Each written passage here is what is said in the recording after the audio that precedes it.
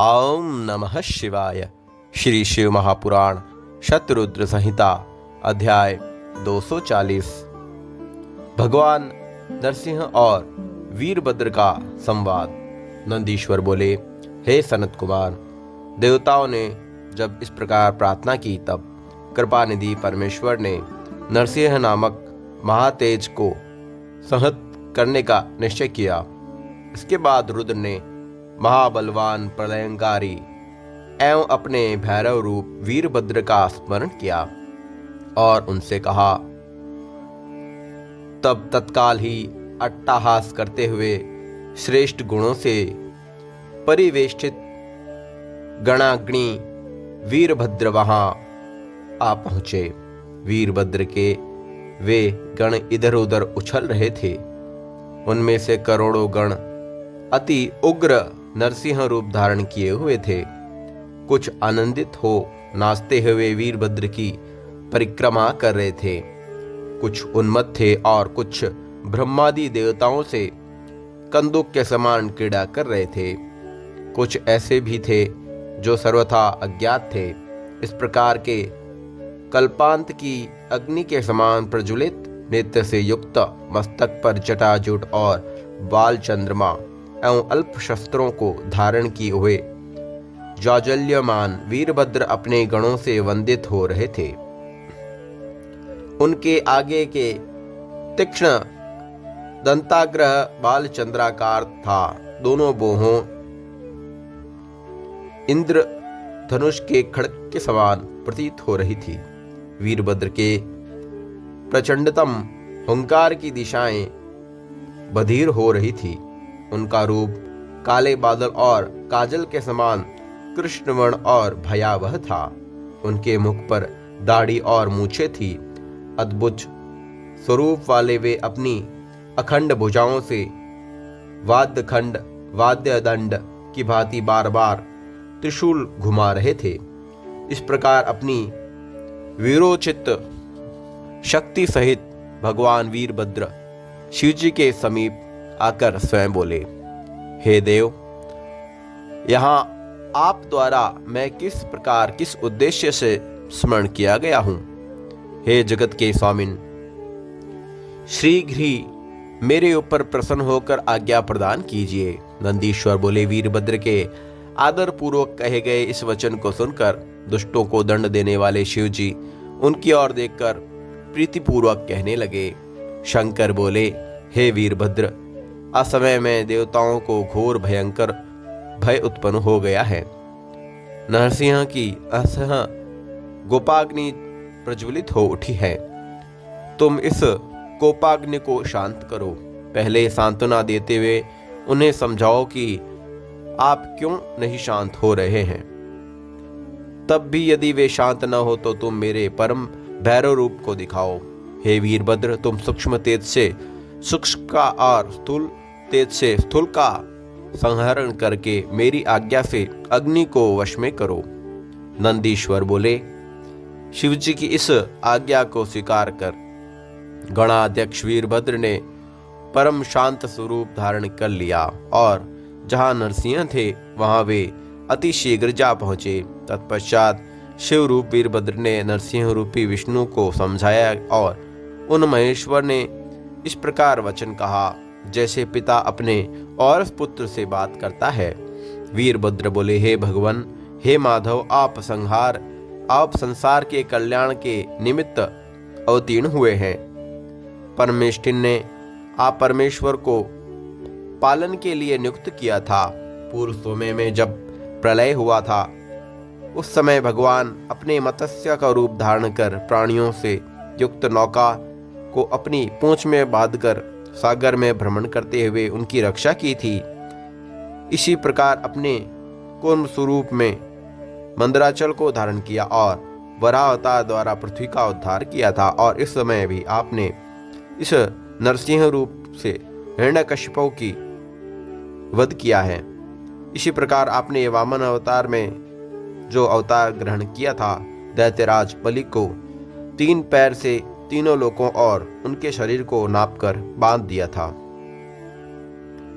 आप ही अपने प्राणियों के उत्पत्ति स्थान और अविनाशी प्रभु है। जब जब इस संसार में कोई विपत्ति आती है तब तब आप अवतार ग्रहण कर अपने दुख रहित करते हुए हर दुख का निवारण करते हैं। हे हरे, आपसे बढ़कर अथवा आपके समान भी कोई अन्य शिवपरायण नहीं हो सकता। आपने ही वेदों तथा धर्मों को शुभ मार्ग से प्रतिष्ठित किया है। जिसके लिए आपका यह अवतार हुआ है वह दानव हिरण्यकशिपु मार डाला गया है और प्रहलाद की भी रक्षा हो गई है। अतः हे भगवान, हे विश्वात्मन, आपका प्रयोजन सिद्ध हो चुका है। अब आप अपने इस घोर नरसिंह रूप को मेरे समक्ष ही संहित कीजिए। नंदीश्वर बोले। इस प्रकार वीरभद्र द्वारा शांत वाणी में निवेदन किए जाने पर भी महामद से भरे हुए उन नरसिंह ने पहले तो भी अधिक महाभयंकर क्रोध किया और हे मुने, अपने दांतों से भयभीत करते हुए महावीर वीरभद्र ने महाघोर और कठोर वचन कहा। नरसिंह बोले, हे वीरभद्र, तुम यहाँ से जहां से भी आए हो वहीं चले जाओ और मुझसे लोकहित की बात न कहो। मैं अभी इसी समय इस चराचर जगत को विनिष्ट करूंगा। स्वयं मुझे संहारकर्ता का संहार अपने से अथवा दूसरे से नहीं हो सकता। सर्वत्र मेरा ही शासन है। मेरे ऊपर शासन करने वाला कोई भी नहीं है। मेरी कृपा से सारा संसार निर्भय रहता है। मैं ही सभी शक्तियों का प्रवर्तक और निवर्तक हूँ। हे गणाध्यक्ष, इस जगत में जो भी विभूतिमान, क्रांति युक्त और शक्ति संपन्न वस्तु है उसमें मेरे ही तेज से विजृंभित जानो। समस्त देवगण मुझसे ही परमार्थ को जानने वाला तथा परब्रह्म कहते हैं और ब्रह्मा एवं इंद्रादि समस्त देवगण मेरे ही अंश तथा मुझसे ही शक्ति संपन्न होते हैं। जगतकर्ता ब्रह्मा भी पूर्व समय में मेरे नाभि कमल से उत्पन्न हुए थे। मैं ही सबसे अधिक स्वतंत्र कर्ता, हर्ता और अखिलेश्वर हूँ। इस नरसिंह रूप की ज्वाला मेरा सर्वाधिक तेज और मेरे विषय में और क्या सुनना चाहते हो। अतः मेरी शरण में आकर निर्भय होकर तुम चले जाओ। हे गणेश्वर, दिखाई पड़ने वाले इस संसार को मेरा ही परम स्वरूप जानो। देवता, असुर और मनुष्य से युक्त यह सारा विश्व मेरा है। मैं लोकों के विनाश का कारण काल स्वरूप हूँ। अतः मैं ही लोकों का संहार करने के लिए प्रवृत्त हुआ हूँ। हे वीरभद्र, मुझे मृत्यु का भी मृत्यु समझो। हे देवगण, मेरी ही कृपा से जीवन धारण करते हैं। नंदीश्वर बोले। विष्णु के अहंकार युक्त वचन को सुनकर महापराक्रमी वीरभद्र ओठों को फड़फड़ाते हुए अवज्ञापूर्वक हंसकर कहने लगे। वीरभद्र बोले, क्या आप संसार के ईश्वर तथा संहारकर्ता पिनाकधारी शिव को नहीं जानते हैं? आप में केवल मिथ्यावाद विवाद भरा पड़ा है जो कि आपके विनाश का कारण है। आपके अन्य कितने भी अवतार हो चुके हैं, कितने ही बाकी हैं। हे विष्णु, जिस कारण से आपका यह अवतार हुआ है, कहीं ऐसा न हो कि उस अवतार से आप कथा मात्र ही शेष न रह जाएं। आप इस दोष को बताइए जिससे आप इस दशा को प्राप्त हुए हैं। संसार के संहार में प्रवीण होने के कारण कहीं ऐसा तो नहीं कि उनकी दक्षिणा आपको ही प्राप्त हो गई। आप प्रकृति हैं तथा रुद्र पुरुष हैं। उन्होंने आप में अपने वीर का प्रदान किया है। इसलिए आपके नाभि कमल से 5 मुख वाले ब्रह्मा जी उत्पन्न हुए थे। उन्होंने इस त्रिलोकी की सृष्टि के लिए अपने ललाट में नील लोहित शिव का ध्यान किया और वे उग्र तप में स्थित हुए।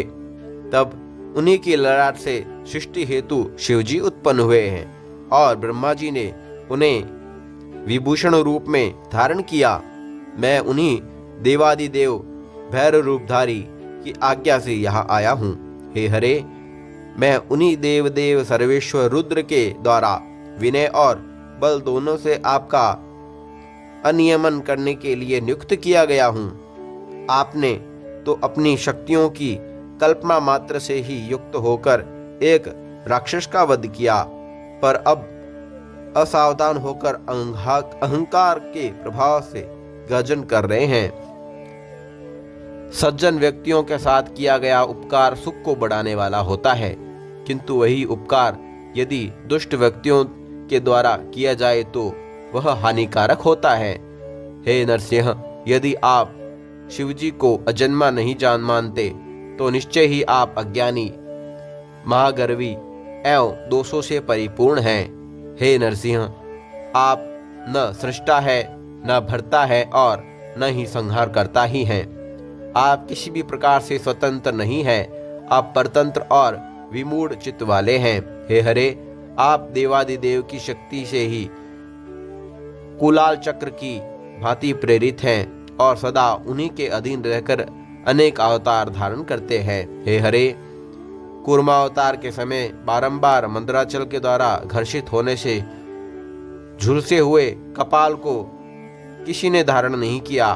तुम्हारे द्वारा त्यागा गया वह कपाल आज भी शिवजी की आहर लेता है, मुंडमाला में विद्यमान है।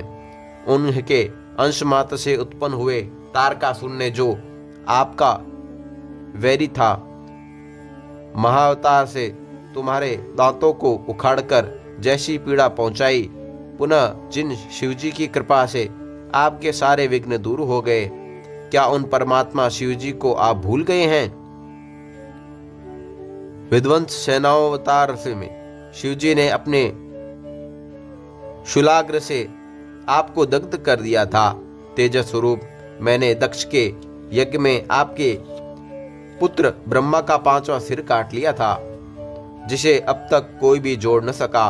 हे हरे, क्या आप उसे भूल गए हैं? शिव भक्त ददीची ने सिर झुलसाने मात्र से मरुदगणों सहित आपको संग्राम में जीत लिया था, क्या आप उसे भूल गए हैं?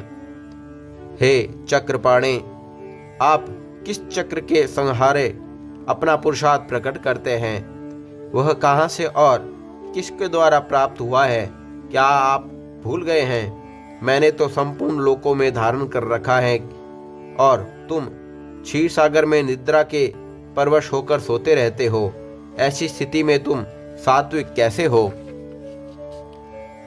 आपसे लेकर स्तंभ पर्यंत शिवजी की शक्तियां फैली हुई हैं। किसी से आपका सर्वथा शक्तिमान है, अन्यथा आप उनके लिंगाकार तेज मात्र के प्रकट होते ही मोहित हो गए थे।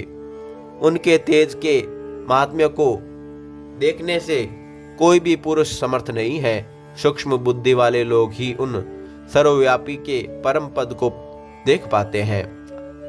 आकाश, पृथ्वी का अंतराल, इंद्र, अग्नि, यम, वरुण, अंधकार को लील जाने वाले सूर्य और चंद्रमा को उत्पन्न कर वही परमेश्वर उनमें प्रविष्ट हो जाते हैं। हे नरसिंह, आप ही काल, महाकाल, महाकाल के भी महाकाल, सर्वेश्वर शिव महेश्वर।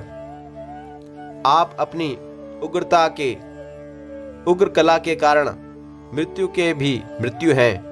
वे शिव ही स्थिर, अक्षय, वीर, विश्व रक्षक, प्रभु, दुखों के नाशकर्ता, भीम, मृग, पक्षी, हिरण्यमयी हैं और संपूर्ण जगत के स्रष्टा हैं। आप ब्रह्मा तथा अन्य कोई भी नहीं, केवल शंभु ही सबके शासक हैं, उनमें संदेह नहीं है। इस प्रकार सब कुछ विचार कर आप अपनी ज्वालाओं को स्वयं ही शांत करें। हे नरसिंह, हे अबुद्ध, आप अपने को विनिष्ट न करें, अन्यथा किस समय जैसे सूखे वृक्ष पर बिजली गिरती है, वैसे ही महाभैरव रूप उन रुद्र का क्रोध मृत्यु रूप होकर तुम पर गिरेगा। नंदी बोले, इतना कहकर शिव की क्रोध मूर्ति वे वीरभद्र निर्भय होकर नरसिंह का अभिप्राय जानकर मौन हो गए।